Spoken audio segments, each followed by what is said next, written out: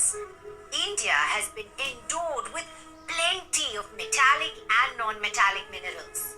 However, due to variations in the geological structure and the way these minerals were formed in terms of processes and time, they are unevenly distributed throughout India. But one part needs a special mention: our Peninsula Block. Now, this is home to reserves of many metallic and non-metallic minerals. Now, when we move to the western and eastern side of the peninsula, we have sedimentary rocks. These rocks are rich in petroleum deposits, especially in the states of Gujarat and Assam. Rajasthan is known for its many non-ferrous minerals. Well, not every place has known mineral deposits. Take the northern plains of India, for example. They are mostly devoid of any economic minerals. Well, now that we got to know how minerals are unevenly yet abundantly found all over India, is it possible for us to mine all of them for our use? Not really. There are a number of factors which need to be decided before converting a mineral deposit or reserve into a mine. The factors are concentration of minerals in the ore, ease of extraction of minerals, whether the mine is close to the market or an industry. And apart from these factors, there is one more factor which is very important: the economic viability of a reserve. Now, what exactly is that? It tells us how profitable mining an ore is. For example, suppose a mining company spends 100 units on extracting the minerals, but when they try to sell them in the market, they are offered only 80 units. Now, that's a loss, right? So, the economic viability of a mine is also a very important factor. Thus, by understanding all these factors, wouldn't it be interesting to dig deep and find out where in India these minerals are successfully mined? We will start with the ferrous minerals first. They are one of the very important in our arsenal of minerals. Why? Because they account for 3/4 of the total value of the production of metallic minerals. And rightly so. Ferrous minerals are a backbone in the development of metallurgical industries in India. And from a revenue generation perspective, India exports substantial quantities of ferrous minerals to different parts of the world. Let's start with iron ore. Even in the 21st century, no other more important metal exists than iron. And this has been true for at least 3,000 years now. Iron ore is considered to be the backbone of the industrial development of our country. India is the 4th largest producer of iron ore in the world. Also, India is richly endowed with 2 varieties of iron ore: magnetite and hematite. Now, magnetite is a type of iron ore which has a very high content of iron, almost up to 70%. And the amount of iron it has makes it one of the finest iron ore with exceptional magnetic properties. That's why this type of iron is extensively sought out in the electrical industry. Now, the second type is hematite. As compared to magnetite, it has a slightly lower content of iron, around 56 to 60%.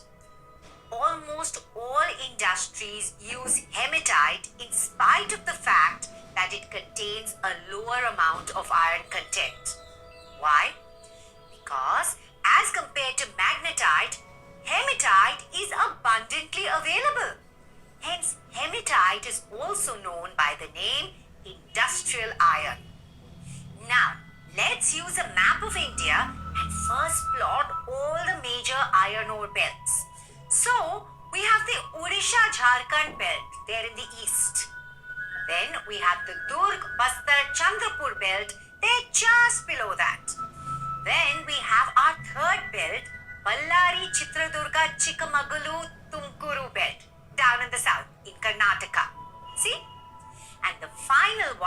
the Maharashtra Goa belt, right there. So, now that we have plotted the important belts, let's fish around each one of them, starting from the Odisha Jharkhand belt. Now, in Odisha, hematite is found in the mines of Badampahar in the Mayurbhanj and Ketujhar districts. Whereas in the adjoining state of Jharkhand, hematite is found in the mines of Goa and Naumundi in the Singhbhum district. Next is the Durg Bastar Chandrapur belt.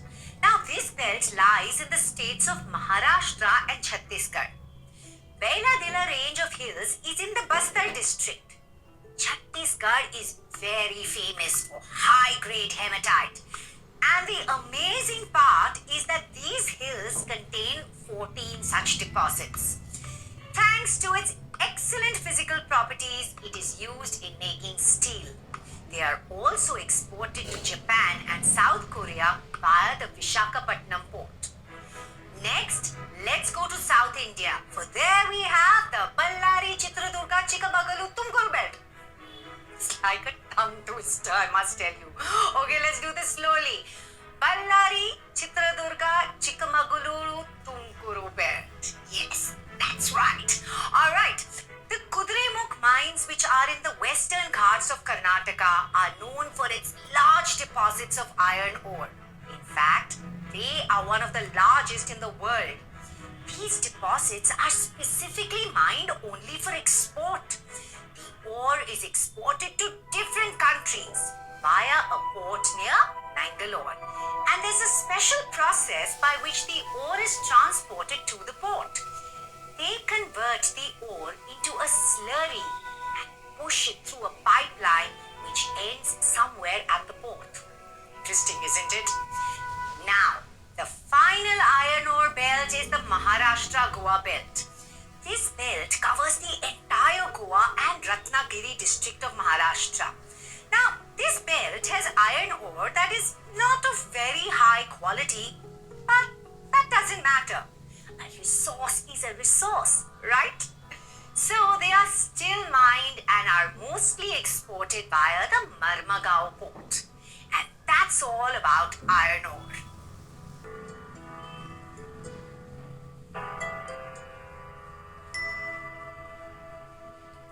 The second ferrous mineral that we will be focusing on is manganese. Now, manganese is mostly used to make steel and ferromanganese alloy. Nearly 10 kgs of manganese is used to manufacture 1 ton of steel. Manganese is endowed with qualities like hardness, wear resistance, and self-renewing surface, and a tough, unbreakable core. Practically all commercial alloys of aluminium and magnesium contain some amount of manganese to improve its resistance against corrosion.